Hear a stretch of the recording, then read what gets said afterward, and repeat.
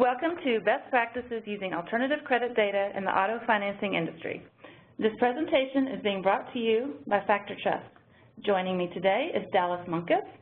Dallas has more than 20 years of experience in consumer finance, leading analysis and strategy on diverse teams, including organizations, operations, servicing, collections, and more.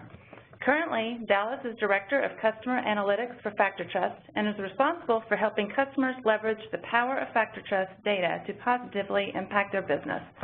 With that said, I'm now going to turn things over to Dallas to begin the presentation. Dallas?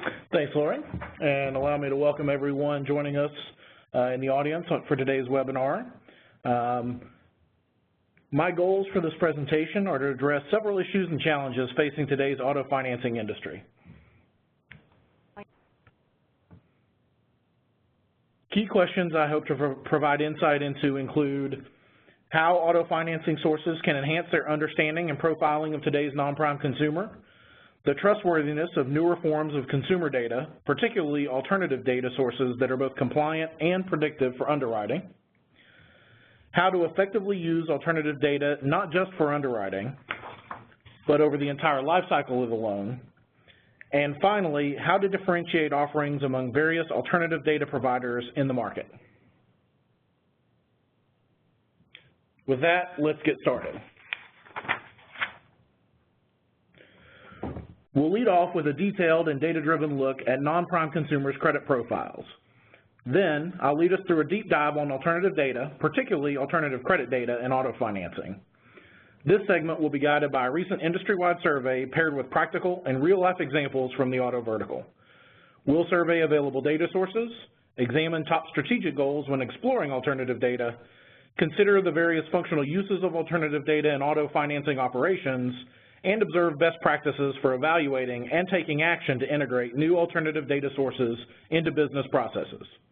Finally, we'll finish up with an interactive question and answer session moderated by Lori Anderson. We begin with an analysis of the credit profile of today's non-prime consumer. Consumers referred to as non-prime are frequently associated with a traditional credit score below 700. Most have a checking and or savings account, and this consumer segment overlaps greatly with the population that uses at least one alternative financial service in the course of a year. You may ask, what is an alternative financial service? The term includes many financial services used most by consumers with subprime credit.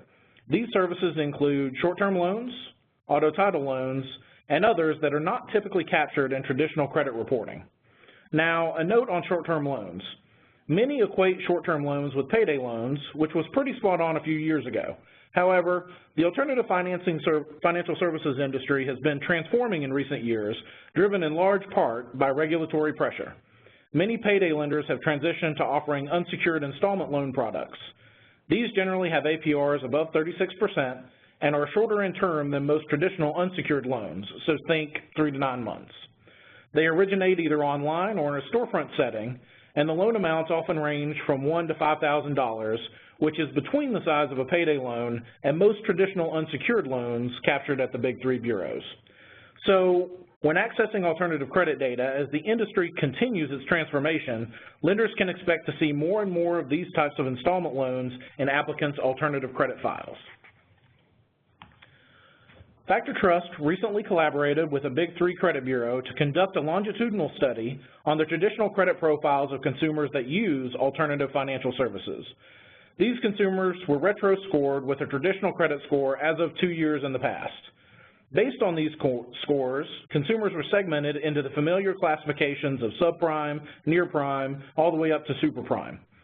As you can imagine, the population using alternative financial services trended heavily towards the subprime end of the spectrum, with just over 3/4 of consumers in the study falling into the subprime market segment.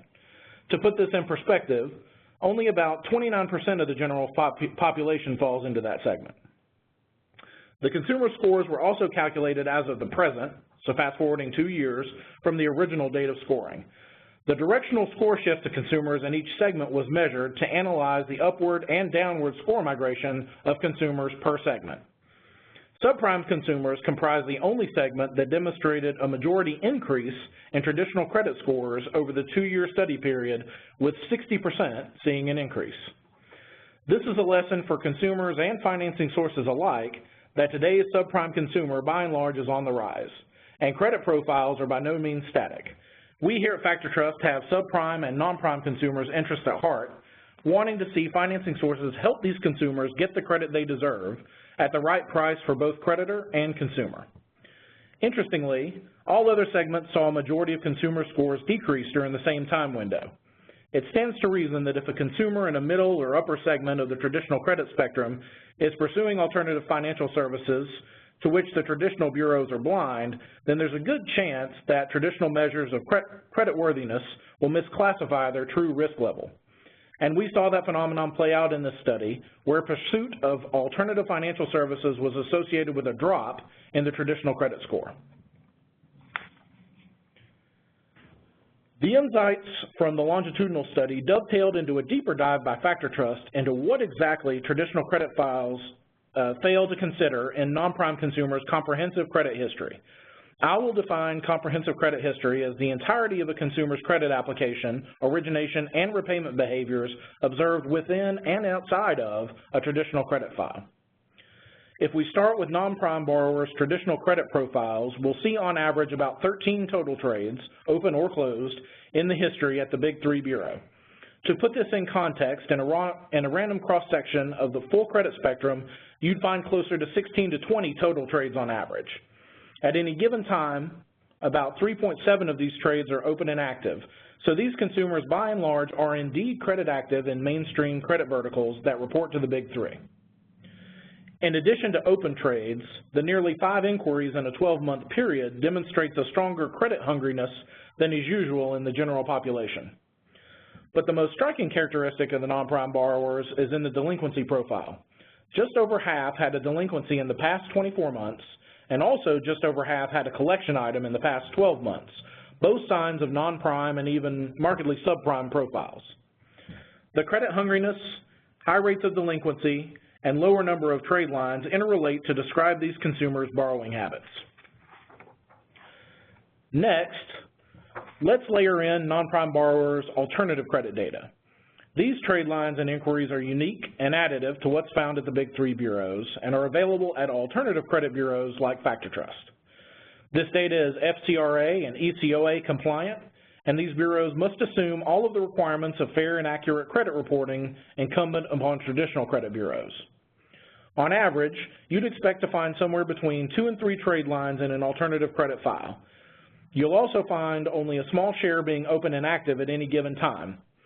This is largely driven by short-term lenders' wariness of loan stacking, in which a consumer takes out multiple short-term loans within a short window of time, effectively increasing the risk of delinquency. Real-time reporting of loan information helps detect loan stacking, as do attributes that check for the presence of an open short-term loan at the time of application.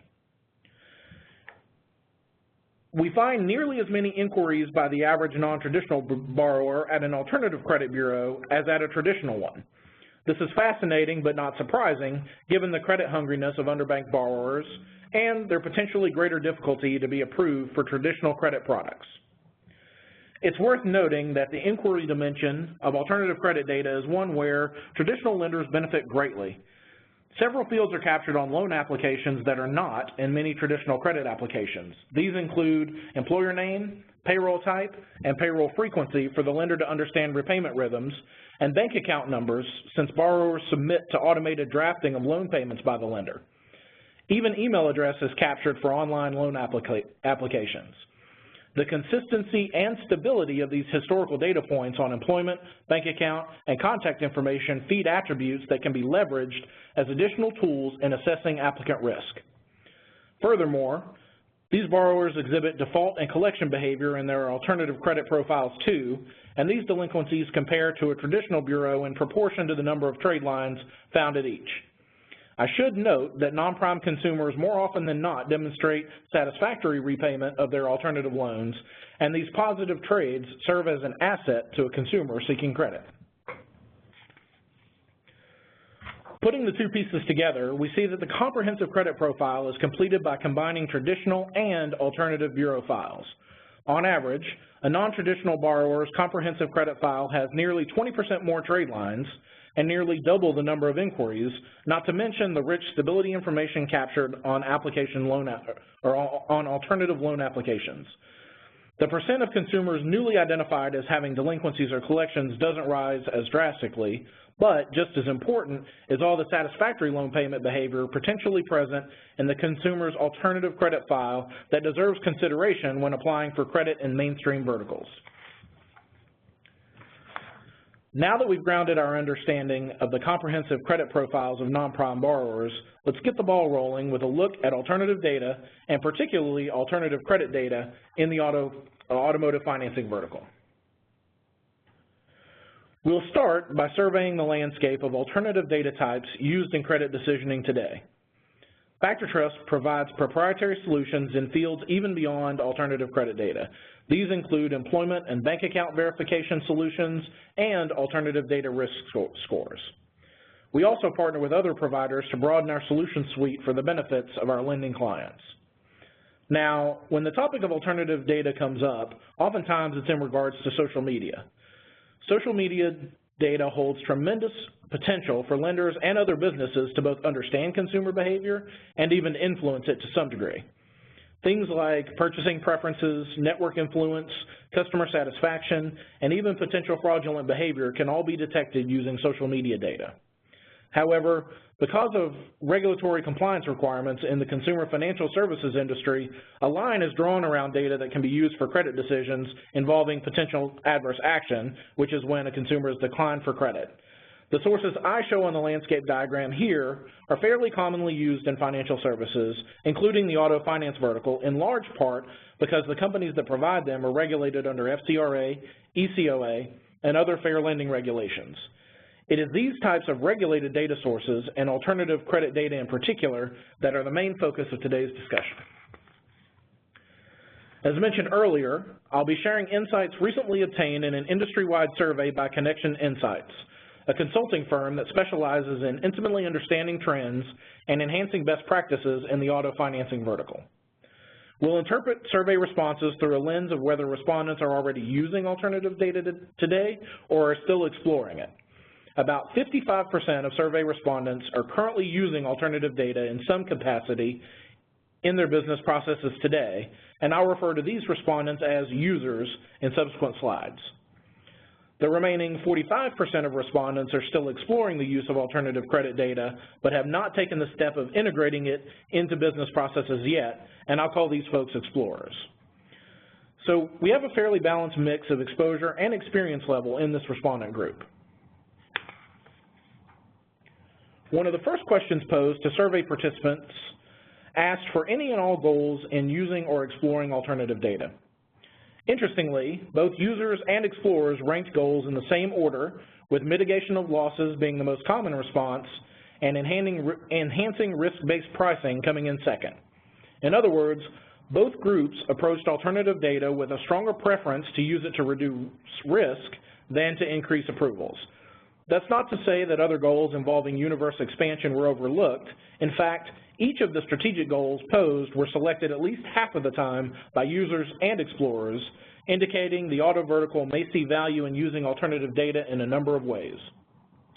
Equally interestingly, explorers were inclined to check more categories than were users, evidenced by their percentages in each category being higher than users.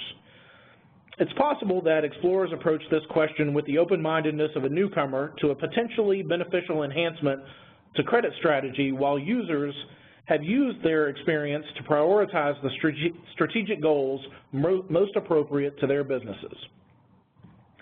To provide some examples of how alternative credit data can help users and explorers alike to accomplish these strategic goals, let's take a look at a few real-life examples. We'll begin with an example from a full-spectrum auto financing source who has 3 credit grades defined by traditional credit characteristics, and the highest tier represents the best risk level of the population. We found that the hit rate to the Alternative Credit Bureau within this best risk population was the lowest, at about 3%. In contrast, The hit rate in the worst risk grade was 10 times that at 32%. In addition to looking at hit rate, we calculated loss multiple as the ratio of the bad rate in the alternative credit hit population divided by the bad rate in the no hit population. In this case, the key finding was that the bad rate in the hit population was 7.7 times the bad rate in the no hit population. In fact, the bad rate within the alternative credit hit population in the highest tier matched the average bad rate in the middle tier. So for this auto financing source, a hit didn't necessarily mean a decline.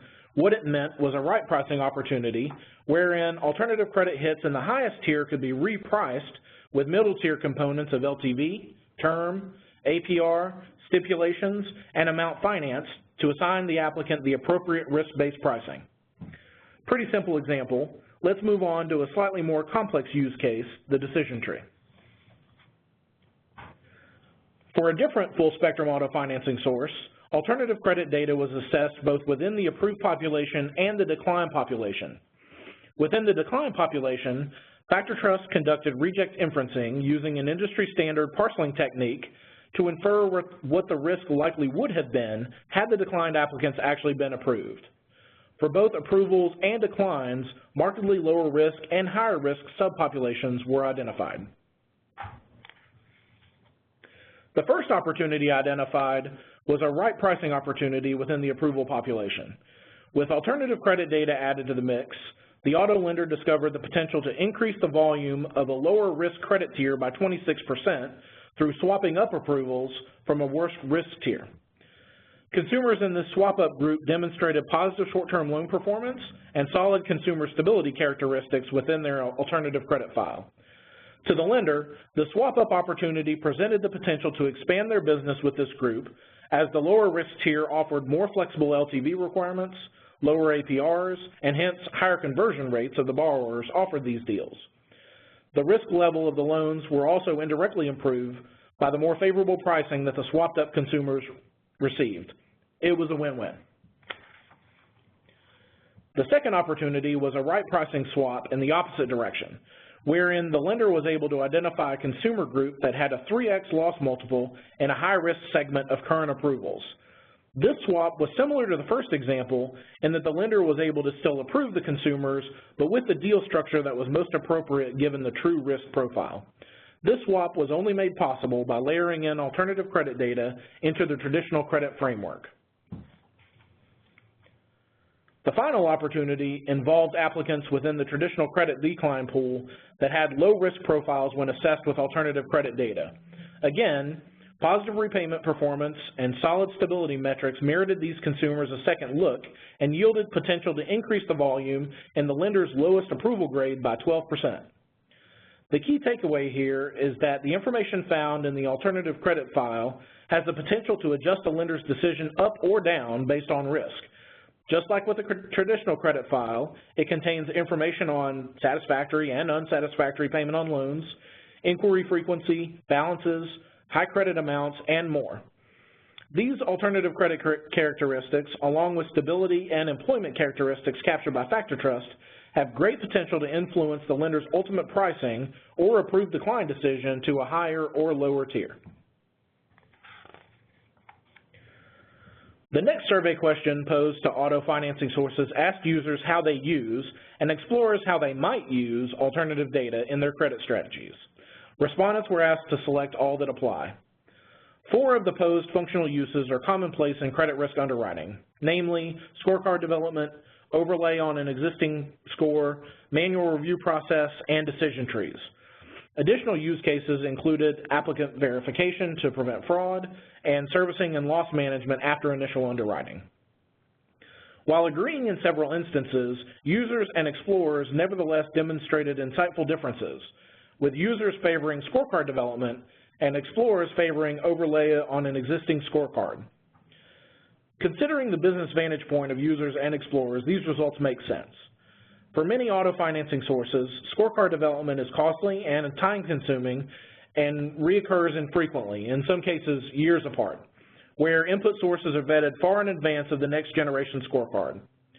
By contrast, for explorers, it makes sense that The first proving ground of an alternative data source would not be in this highly controlled and slow-moving process, but rather as an overlay to an existing score in between scorecard developments. Of note is the much stronger disposition of explorers to value the potential benefit of alternative data in servicing and loss management. This post-underwriting stage is also a bit of an easier entry of a net new data source to the customer lifecycle. Let's take a look at a real-life example of the value of alternative credit data in this arena. In this example, consider the most simple of events involving a consumer's alternative credit profile. First-time entry into the alternative credit universe, maybe due to a consumer's first ever application for a short-term loan. When FactorTrust conducts a data test for an auto financing prospect or client, one of the first steps we take is to assess the alternative credit hit rate of the consumers in the sample, both at the original application date, but as well during the time between that application date and the time of the study. In the example shown, the applicant population of the full spectrum auto client demonstrated a relatively subdued 12% hit rate as of the time of the original application. These applicants demonstrated a default rate that was 2.4 times higher than consumers that never entered the alternative credit universe.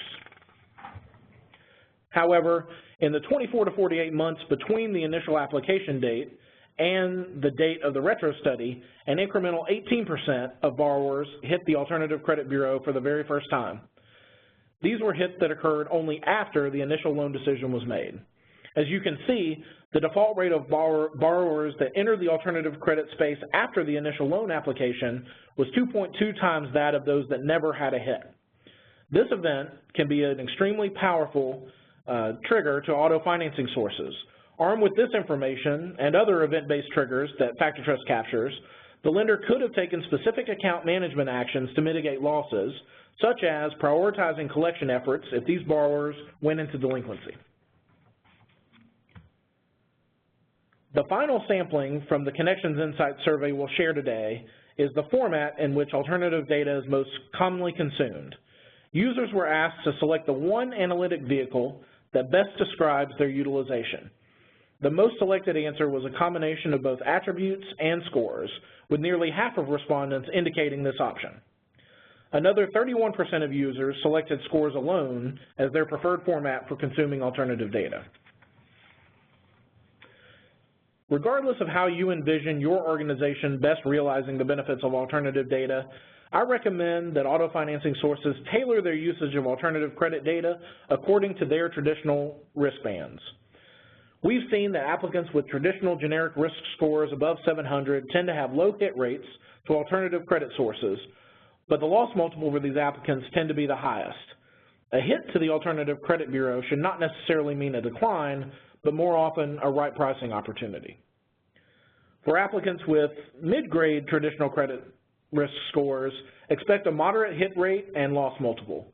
We've seen right pricing opportunities here where auto financing sources can go beyond simple hit and no hit classifications and begin using the information contained within the alternative credit file for basic hit plus and hit minus ranking strategies. Loss mitigation also became a possibility in this mid-grade traditional risk band, as high-risk applicants could be declined to reduce losses. Finally, the higher-risk traditional credit tiers, generally below a 600 score, will most often see the highest overlaps with the alternative credit universe. The high hit rates tend to diminish the pure hit versus no hit risk separation, but they also open up the potential for the content of the alternative credit file to drive significant differentiation. More advanced grading using A through F risk grades or alternative credit scoring models enables advanced decisioning strategy. As well, auto financing sources operating in this space could see opportunities for both universe expansion and loss mitigation as swap ups and swap downs become more equally likely. We'll close with a summary of actions that you can take now to discover, evaluate, and implement alternative credit data into your decisioning process in 2017. We recommend beginning by conceptually exploring the universe of alternative credit data, and webinars like today's are a big part of that. Learn what providers are out there, the nature of their data, and hypothesize how it could help achieve or exceed your 2017 performance goals. Next, auto financing sources can really evaluate the power of alternative credit data through retro tests on their historical portfolios. Some alternative data providers, including FactorTrust, offer the same robust retro scoring capability that many are used to today from the Big Three bureaus. This makes it possible to unearth tailored insights about which aspects of applicants' alternative credit histories are most correlated with positive or negative performance for you. Look for a provider with an in-house team of analytic consultants that can collaborate with you to design and conduct the analysis and help you interpret and quantify how the results tie back to your bottom line. Finally, after determining where and how alternative credit data should be woven into decision strategies, the technology component of this process can sometimes present a bottleneck. The timing of the implementation stage oftentimes can be very long. To help ease the burden, many alternative data sources, including FactorTrust, actively help clients integrate directly via an API.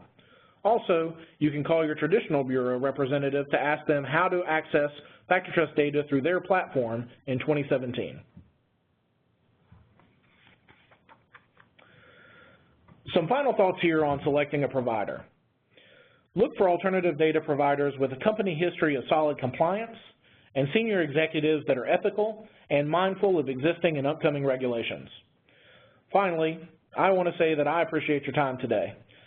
FactorTrust is the Alternative Credit Bureau, a leading provider of underbanked consumer data, analytics, and risk scoring solutions on those underserved by traditional banking channels. We've been serving the underbanked industry for more than 10 years, using a contribution model where our lending customers contribute inquiry and credit data.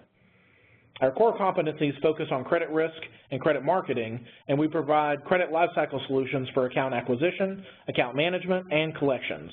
Also, we were recently honored as the fastest growing private credit bureau by Inc. 5000.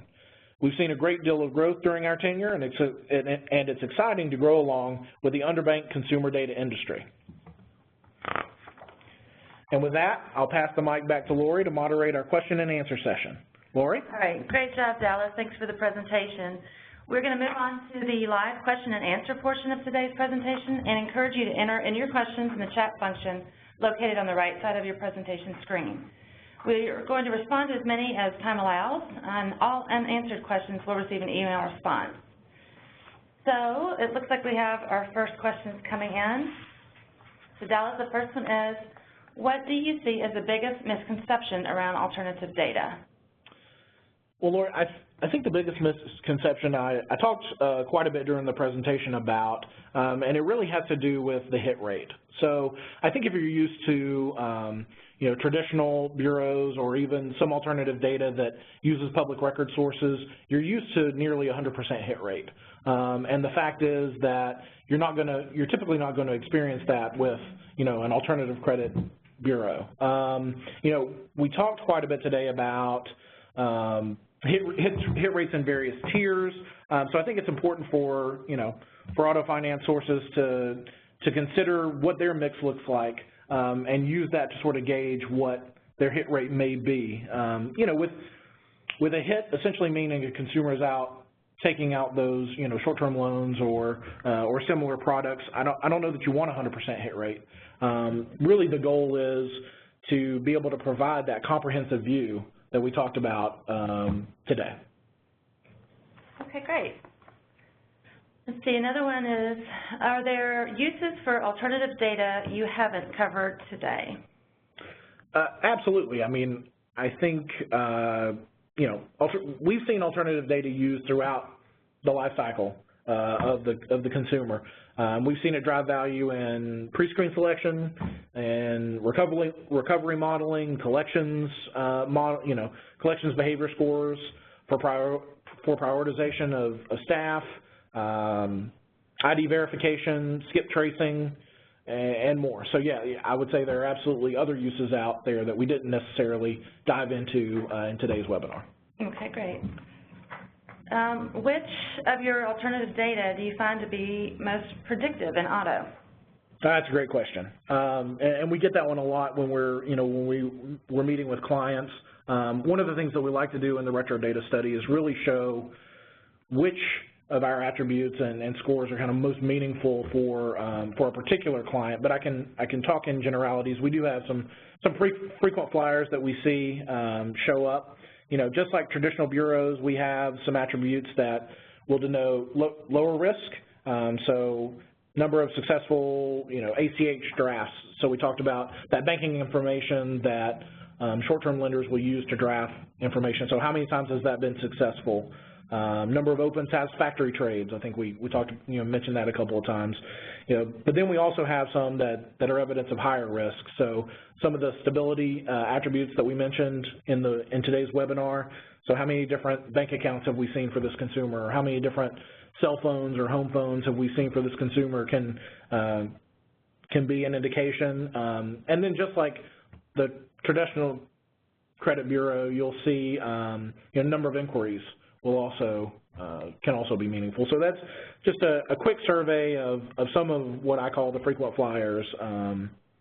Okay, great. We've got a question about compliance. How do you think about compliance? Yeah, I think this is one where you know, we end up talking to potential clients a lot on because compliance is key in auto, right? I mean, I think that's been you know, it's been on my mind over the last 20 years, and FactorTrust has certainly concentrated on compliance. So I think one of the things that we like to communicate is that we are a credit reporting agency, and so you know, a lot of the laws and a lot of the standards that the big three, you know, comply to, we do as well. You know, I mentioned FCRA and ECOA a couple of times in the presentation. You know, but we have great consumer teams in place to respond to, you know, and resolve consumer disputes. We have processes in place to deliver adverse actions if someone's using our scores or our attributes.